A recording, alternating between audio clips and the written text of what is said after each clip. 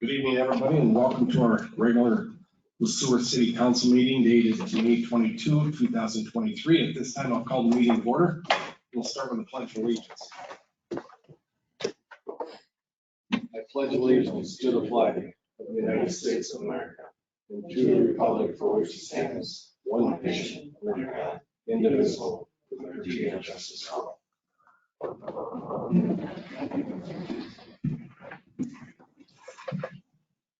Council members, you were all presented with your packet over the weekend. You've had a chance to look over your agenda for tonight via email or through your packet. At this time, I will ask for a motion to approve tonight's agenda. Mayor, I'd like to make one change. I'd like to move item 4E, the storm sewer fund capital reallocation to the regular agenda.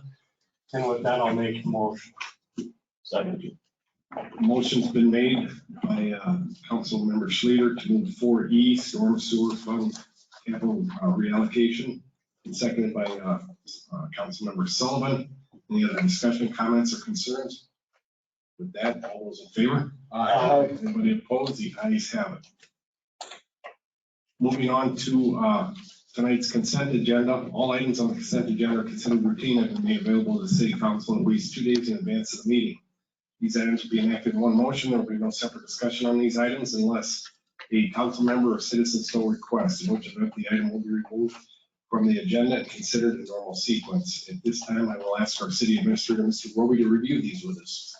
Thank you, Mr. Mayor, members of council. The screen you see in front of you, of course, reflects item E, which has now been moved to regular agenda 7E, so we'll skip over that.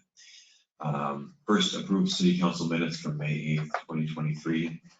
Second, approved disbursements through today, May 22nd, 2023. Included in those disbursements are 2 items over $25,000.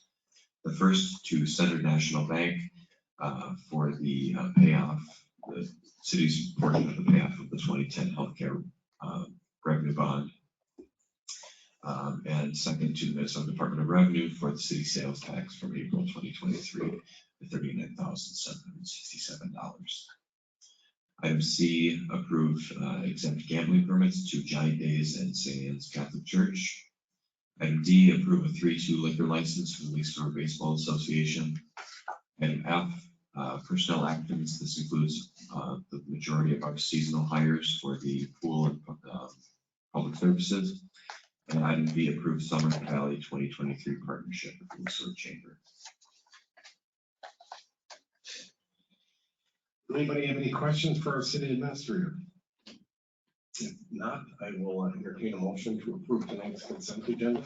So moved. Thank you, Councilmember Sullivan. Second by Councilmember Williams. Any discussion, comments, concerns? If not, all those in favor? Aye. Any opposed? The ayes have it. Moving on to public comment. I don't believe we have anybody signed up. No. Okay. Thank you, Mr. Hewitt. Appreciate you checking that. Moving on to city administrator report. Mr. Roby, do you have anything you want to share with us? Just a few things, Mr. Mayor. First of all, Friday, May 12th, I was able to participate along with MMPA, city's MMPA representative Noel Krogman and Public Services Director Rich Kuchera on a tour of Hometown Bioenergy. The Olmsted County Commissioners were interested in the tour. We were able to tag along for that, which was team gave a great tour out there at Hometown. Last Friday, I participated in the groundbreaking for the new elementary school up at Ferry and Kingsway. It was a great ceremony. They had a bunch of elementary school kids up there with gold-plated kid-sized shovels. It was very cool. I'm very excited to get going, and they are already wading through the early goings. Also, last Friday, I had a meeting with the Sueur County City Administrators and the Sueur County Administrator. It was a great conversation. The city administrators around the Sueur County meet occasionally just to check in on various happenings in the cities and the county, what's going on. And we met last week in Waterville had a great conversation about cannabis and a lot of focus on economic development. So Sueur County's been going through a process of discovery around economic development. Sueur County, as you may know, does not currently have an economic development authority of its own. Several communities within Sueur County have an EDA. We're one of those. The county, though, has been working with Region 9 Development to determine what exactly the county's role in economic development should be going forward. And so the county commissioners have been hearing a series of reports and having a series of conversations around what economic development means at county level. And at this point, the commissioners have opted not to take a formal action moving forward. But what came out of the meeting last week is we'd like to have a conversation at some point this summer with some representatives from the city EDAs and some of the county commissioners to see what the local EDAs would like to see out of from a county support standpoint.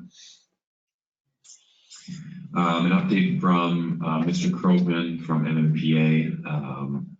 On May 16th, 4th and 5th grade students from Sueur Henderson schools visited the Faribault Energy Park. New zoning administrator Justin Nielsen was one of the chaperones for that trip.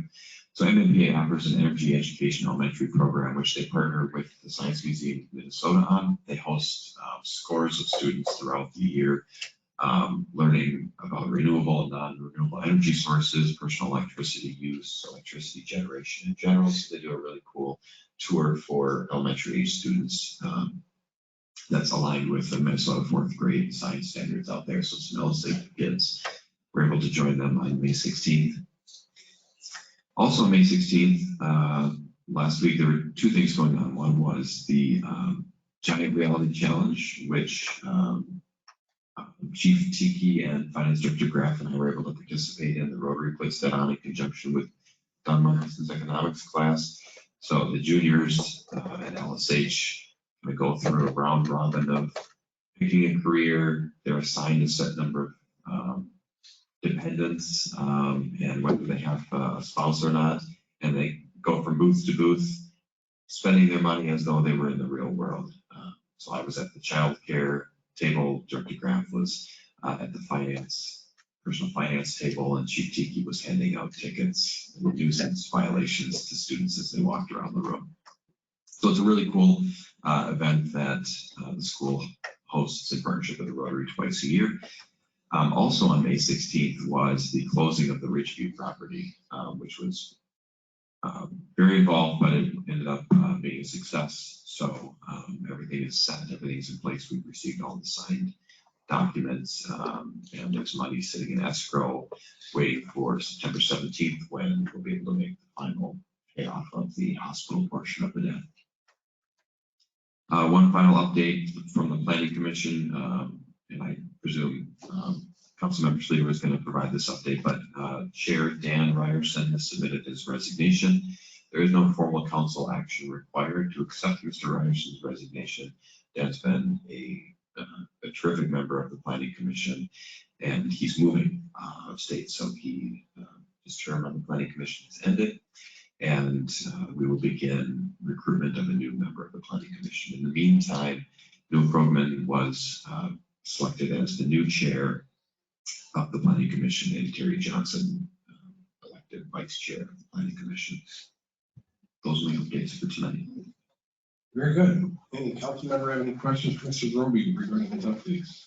If not, we can move on to the regular agenda if we may. Starting off with Resolution R 2023-023, action on discriminatory covenants. If you want to explain this, Mr. Groby. I would. Thank you, Mr. Mayor, members of council. I don't want to spend a lot of time. There's a lot of really interesting educational pieces out in various sources of media for the public to read into this, but city staff were aware of one particular instance of a discriminatory covenant being present on a property deed, private property deed within the city of Sueur, and it was recently brought to my awareness that there were a number of properties within the city where discriminatory covenant language exists. So discriminatory covenants were very, very common in the early to mid 1900s across the United States. And this was covenants that include some, I would say, more typical language, such as, you can't live in the garage if the garage is separated from the main structure. Things that we would typically see in planning and zoning language in a development right now. No hoofed animals in a certain development, things like that. Discriminatory covenants, though, were widely used across the United States and typically included some language, such as we found here in the Green Acres development. And ultimately, these covenants, which typically forbade anyone who was not white from living, owning, or working on a property within a certain development, these became unenforceable and ultimately illegal with U.S. Supreme Court action and the Fair Housing Act in 1968. But the language still exists on deeds today. And in 2019, the Minnesota State Legislature and the governor signed a law that allowed individual property owners the right to discharge such language from their property. Of course, discharging language from a deed is not an easy thing to navigate. Most people don't know exactly how to go about doing that. And so there's an organization called Just Deeds, which a number of Minnesota cities have been partnering with. And to join the Just Deeds Coalition, they asked that the partner cities pass a resolution disavowing previous use of discriminatory covenants in their communities, and working to strike such language from any city-owned properties, and encourage discussion around what these covenants meant at the time, essentially building awareness of what these were used for, why they were used, what the benefit is to the public that these are discharged from private property, public property deeds. And then what they'll do is then they make available to the city volunteer attorneys who then our citizens, our community members can work with on a pro bono basis to discharge this language from the property deeds. So the resolution in front of council tonight, R 2023-023, does a number of different things. It disavows the use of such covenants. It directs city staff to work with the city attorney to determine if such covenants exist on any city-owned property and seek the discharge of the language from those property deeds, and also effectively joins the city to the Just Deeds Coalition. Our city clerk has been very active working with the Sueur County Recorder's Office in researching various developments throughout the city. So we looked at Park Knowles, we looked at Green Acres, looked at the Woods, and a few of the Barony, a couple different developments up in the Barony neighborhood to see if there were any examples of this language. And so far we've uncovered none other than that which exists in Green Acres. And unless a property owner in Green Acres has themselves or a previous owner of a property in Green Acres did discharge this language, it exists on the property today. So this specific language is what exists in the Green Acres development right now, which was platted in the late 40s and approved by city council at that time. And I've just outlined here, it's most of what we think of as Green Acres. There's a couple kind of wonky boundaries where the Bow-Wright subdivision kind of puzzle pieces against Green Acres. But most of North Morningside, or excuse me, Morningside, south of North Morningside, and all of North Park Lane and portions of South Park Lane. So the requested action tonight is a motion to adopt resolution R 2023-023, condemning the use of discriminatory covenants, moving to discharge discriminatory covenants on city-owned property, and directing the city administrator to initiate participation in the Just Deeds Coalition. Take any questions. Thank you, Mr. Roby. I think what we've done is kind of unearthed what would be like a time capsule of some of the ugliest part of history that we can find. We want to reiterate that this covenants is prohibited by the Supreme Court ruling in 1948, also in the Civil Rights Act. So tonight, we're just kind of going to move ahead with a formality, basically. And I would like to be the first to make a motion at our 2023. Quick question. Yes. Joe, on that, how are our citizens gonna know that this is an option for them? Are we gonna put publication out? Are they gonna reach out to those people that, in those neighborhoods? Great question. If a resolution is passed, what we will do is, city clerk and or I will get in touch with the Just Eats Coalition, share with them council action, and then what they'll do is they will, each city's done it a little bit differently, but they'll provide some materials. We'll put the information on their website. We'll use social media to share, likely do a mailer to those affected properties that we're aware of. And then also potentially, if city council's up for it, invite a representative from Just Eats to come to a city council meeting and share the work that they've done in other communities, and use that as an opportunity to bring community members in and property owners in and get them connected. Thank you. Thank you. Any other questions? If not, I would like to make a motion that, you got a question? I'll second. I'm going to make a motion that R 2023-023, action on discriminatory covenants, seconded by Council Member Schleter. Any other discussion, comments, or concerns? If not, all those in favor? Aye. Anybody opposed? The ayes have it. Moving on to item 7B, dedication of the Bruce Frank Field Press Box. Mr. Roby. Thank you, Mr. Mayor, members of council. I also have Dylan Feeney has joined us tonight from the Sueur Baseball Association. So I'm going to talk through a little bit of 7B really quickly, and then I'll allow him to share anything he'd like, and then I'll invite him to stay at the podium for item 7C when we get there. Mr. Feeney. Oh, I'm sorry, you're going to give a little introduction of what we're. I will, yes. So city staff were approached by the Baseball Association earlier this year about potentially dedicating the press box to Mr. Mike Keenan. Mike Keenan is known to a number of folks here at the table, I imagine, if not everyone. And if you've attended a Sueur or an LSH athletic event in the last 40 years, it's likely that you heard him announcing from the press box. So the ask tonight would be that City Council would formally dedicate the press box at Bruce Springfield as the Mike Keenan Memorial Press Box, and I'll invite Mr. Feeney to share any comments or thoughts he has. Thank you, Joe. I think you covered it pretty well. This is something that the Baseball Association wants to do. We feel this is the least we can do for the amount of years that he dedicated to both the Baseball Association, the Giants Athletics, and all the other things that he was involved with. When his obituary came out, it was a pretty big, lengthy paragraph about what he did in the community.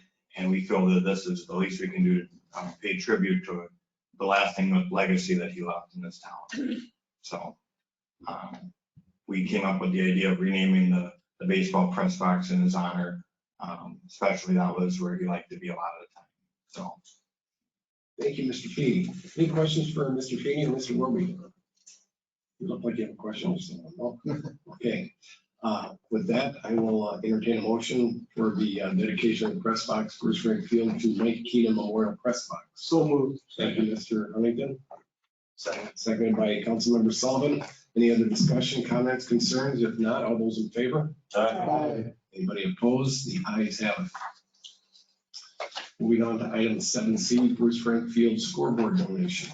Mr. Roby. We've had a lot of conversations with the Baseball Association over the last 9 to 12 months, all good things. We had a conversation middle of last year, about July of 2022, where Mr. Feeney approached city staff about a scoreboard at Bruce Frank. The current scoreboard, which has been up there for several decades, is showing its wear pretty materially. And the association wanted to raise some funds to replace the existing scoreboard with a newer scoreboard that will improve the improve the ambiance at the field and improve the experience for community members and those who attend ball games at Bruce Frank. And so the funds have been raised, the scoreboard's been ordered. It's slated for delivery here pretty soon. And so the ask tonight, there are a couple of things. In the memo I asked for two things, requested two actions by the council. One is an acceptance of the donation of the scoreboard to the city. So the scoreboard being purchased by the Baseball Association, being placed on in the city park, city-owned property, would become the property of the city. And second, there's a draft maintenance agreement included in your packet. At this time, tonight, we're still working on some language around that agreement. And so the ask tonight specifically is for an acceptance of the donation. And while the association will work out specific language of the maintenance agreement. I'll let Mr. Feeney share anything else he'd like to. I just want to pay a great thanks to all the nonprofits. I know Mr. Kirby and Mr. Huntington were in meetings where I was asking for funds, $33,000 it took to raise for the scoreboard and for Daktronics to install it for us. So it was a great community effort. Every nonprofit in town pitched in and gave as much as they possibly could. And the gratitude that I can't say enough thank yous to everyone involved, because it wasn't me or another person. It was a bunch of people putting this together, and it comes at a great time because we're going to be hosting the American Legion district playoffs come mid-July, which we didn't know at the time when we were raising funds for the scoreboard, but it will really help our look at the ball field when it comes time for district tournament time, which has about 16 area teams playing in it. So it'll bring a lot more better luck to the ball field. So thank you. And Mr. Feeney, I want to thank you for your great communication and the way you reached out to all the nonprofits in our community to raise this money. I know there's a few times you got a little frustrated. You just needed a few more dollars. You had turned to the city a couple times, but you went out and you just found it. So thank you. We're delighted with the work you did. Anybody else? With that, I will entertain a motion to accept the donation of a new Daktronics LED scoreboard for Bruce Frank Field from the Sueur Baseball Association. So moved. Thank you, Councilmember Sullivan. Thank you, Councilmember Tui. Any other discussion, comments, concerns? If not, all those in favor? Aye. Anybody opposed? The ayes have it. Thank you. thank you very much for your time. Moving on to item 7D, Main Street closure, public dance application, Bar and Grill. Mr. Rhodes. Thank you, Mr. Mayor. This is an item that would normally be on the consent agenda. We got it just today and wanted to put it on tonight's agenda since we had time instead of waiting until the June 12th meeting, just so that the Bar and Grill could have a little peace of mind knowing that their request had been acted on more than 5 days before their event. So the Bar and Grill is going to be hosting a dance and an event on South Main Street, the 100 block Festival Street, on June 17th. From 6, the event runs from 8 to midnight, like to shut down the street at 6 p.m. So Police Chief Tiki has approved the Main Street closure request. And again, normally this would be on consent agenda, but I wouldn't have given you 2 days to review it before putting it on the agenda. Thank you. Anybody have any questions regarding this event for Mr. Roby? If not, I will entertain a motion to approve the Main Street closure and public dance permit application for the Bar and Grill. Thank you, Mr. Tui. Second. Second by Councilmember Sullivan. Any discussion, comments, concerns? If not, all those in favor? Aye. Anybody opposed? The ayes have it. Moving on to the item that was moved off our consent agenda, the storm and fund capital reallocation. Mr. Roby, you want to explain that? I would, thank you. And as always, if there are any questions as I talk through this, please jump in. So in late 2022, when City Council adopted the stormwater capital improvement project budget for 2023, there was $85,000 in capital budgeted for stormwater specifically. And at the time, what you see on the right-hand side is what had been presented to council, what had been approved, which was $50,000 in stormwater system general maintenance and repairs. And those are emergent break fixes, things that we need to address when thaw comes, or as we're doing a street project and we discover how we need to put, make some kind of improvement. It puts money aside for that. And then we have $35,000 set aside for an assessment, and not the financial assessment, but an evaluation of the stormwater system on North Main Street. And the reason for that was at the time we expected that Sueur County would be coming forward this year with a plan within the next year or two to reconstruct North Main Street. And so we wanted to get in there, televise the system, stormwater system, so that if the county said, hey, we're ready to reconstruct this, we would know, okay, these are the areas of the stormwater system on North Main that we're gonna need to get in on our own and address while the county's got the road torn up. Because North Main Street is a county road. Since the approval and adoption of the 2023 budget, the county has bumped their timeline back. And so there's not as great a value in us televising the system right now. And so we would like to reallocate that $35,000 toward what staff have identified as a critical need that is related to stormwater. It's entirely caused by a stormwater issue, which is Doppy Lane. So if anyone's driven on Doppy Lane since early March, you recognize that what used to be a 2-lane road, gravel unimproved road, is now effectively a 1-lane road. What's happened is the road bed itself, there's no appropriate crowning on it anymore. So any water that falls on it is not falling down to the sides into the ditches the way we'd like it to. And secondly, the ditches are now either at the level of the road or in some places higher than the road itself. So what it's done is it's in fact channeling the water in the opposite direction. It's channeling the water into the roadway and creating rivulets throughout the road and eating away at the road itself. And so the edges of the road have sloughed off and washed down the ditches. And so what we'd like to do with this $35,000 is bid out a small project to be able to take Doppy Lane from the top. Okay, some pictures here. So on the very top of your screen is at the bottom, the bottom of the hill at Mars, Cambridge Avenue, excuse me, Mars Avenue. And on the bottom is the main section of the hill running past St. Anne's Cemetery and Deer Run Trail, and then all the way to the intersection of Woods Drive. Take all of that. We're not extending the right of way at all. We're just taking the existing right of way, excavating the current ditches that are there to create appropriate waterways, and then adding to the roadway itself to appropriately crown the roadway so that when water falls or comes down the hill, it flows off the sides and into the ditches and down the hill appropriately.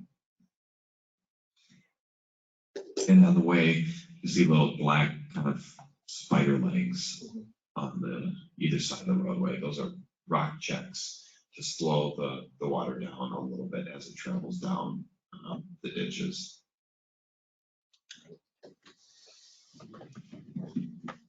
Any questions for Mr. Roby at all? Mr. Sueur?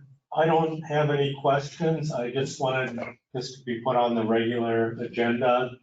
I got an email in the past from people wondering about this stormwater fund, why they're paying for it. I didn't want this to just be on the consent agenda and be glossed over. It was a chance for everybody to at least hear what's being done. This is what the funds are being used for. Just so a little bit more transparent. Yep, and if I may, Councilmember Schlieder, I had another question from a council member around this area. So Doppy Lane is an unapproved road, and Woods Drive is an unapproved road, and Deer Run Trail is an unapproved road. There's no stormwater system. So the stormwater system we rely on is the natural flow of the water as it comes down Doppy Lane. And so this is a very visible result of a stormwater system failure, whether it's a system being the piping underneath the road or the system being the way that the water flows over the roadway. And in the case of Doppy Lane, we're relying on an over road natural flow of stormwater, and the current condition of the road doesn't allow it to flow properly. It's eating away at the road. This is not of course, everyone's perfect solution would be a complete improvement of the road, bringing up to standard, putting in curb and gutter, putting in the stormwater infrastructure, but that's more than a $35,000 fix. And since we don't need to do the televising of North Main Street, we're not spending any additional money. This is just a reallocation of the capital funds that were already budgeted for 2023 for this specific project. Will that 35,000 have to be put back into that? At some point in time, when we know that the county will be coming back to do North Main Street, at some point in time, we will probably put money back in the capital budget from stormwater So to televise the system. we're gonna spend it twice. At some point, yes. Anybody else? We're not gonna spend we're not gonna spend the televising money twice. Right, but it's We're 35 using- goes here and then another 35 comes in and gets spent on something else. Correct. So if we were doing the televising this year, we had to do the televising, we would either have to wait until next year to budget money to fix Doppy Lane, or you'd have to find the money elsewhere to fix Doppy Lane right away. So not having to spend $35,000 now allows us to address the critical problem of Doppy Lane now. Thank you. With that, there's no other questions. I will entertain a motion for the approval and reallocation of $35,000 approved in the 2023 Stormwater Fund, CIP, CEP, from the North Main Street Sewer Assessment Project and maintenance repairs to be used in support of improvements of Doppy Lane. So moved. Thank you, Councilmember Schleter, second by Councilmember Sullivan. Any other discussion, comments, concerns? If not, all those in favor? Anybody opposed? The ayes have it. Moving on to reports and items of appreciation. Council members, this is your opportunity to share what's going on with your commissions, what's going on with our community, and as always, we'll start with Mr. Huntington. I've got nothing today. Thank you. Mr. Schleter.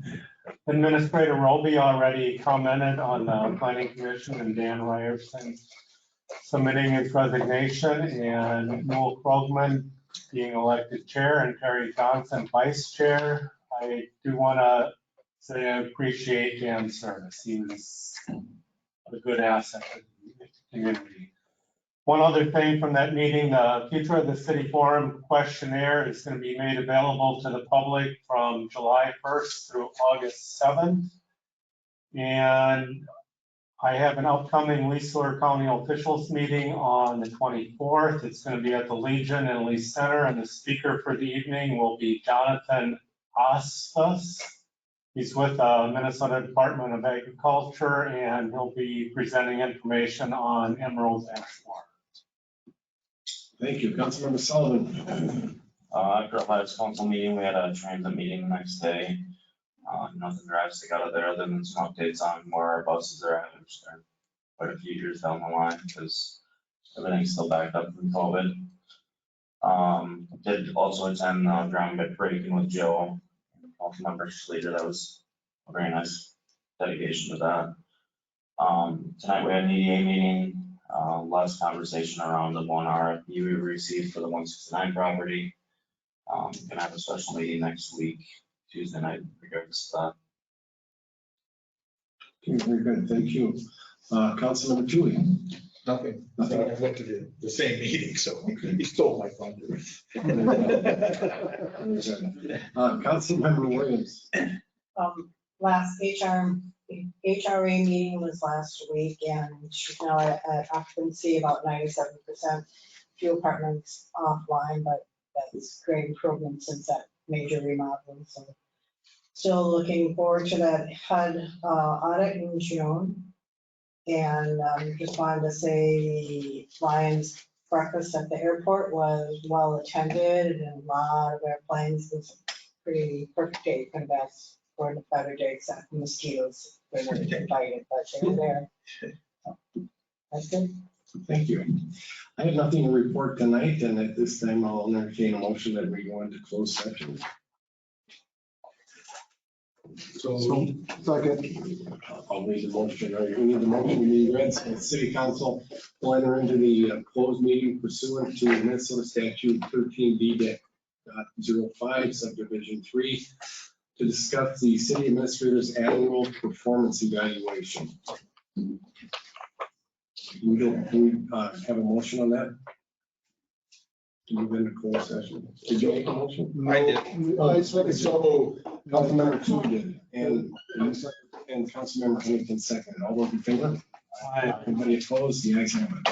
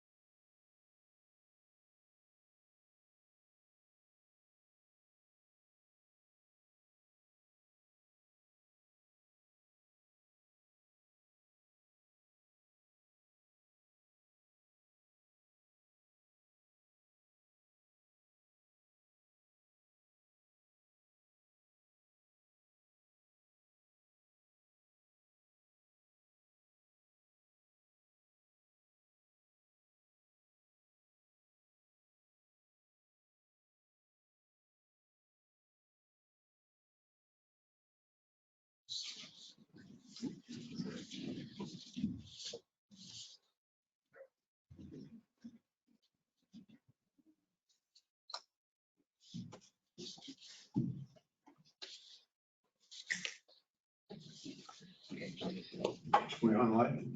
You wanna, Welcome back, everyone. Oh, I'm sorry, we're gonna take a vote to reopen our meeting at this time. So motion made by Councilmember Schleter, seconded by Councilmember Williams. Any other discussion or comments? If not, all those in favor? Aye. Any opposed? Our meeting is now reopened. At this time, we're gonna give a short discussion or review over the performance review from the city administrator, Mr. Roby. The city council has met. We have reviewed your performance review together.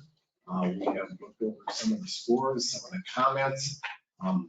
We have discussed some of the, most of the strengths you have, Mr. Roby. You have many of them. We also kind of talked to you about a couple of things we'd like you to work on, but there's not many. You've done an outstanding job, and we appreciate all the work you've done for the city and the staff this last year, and we've been impressed with your work.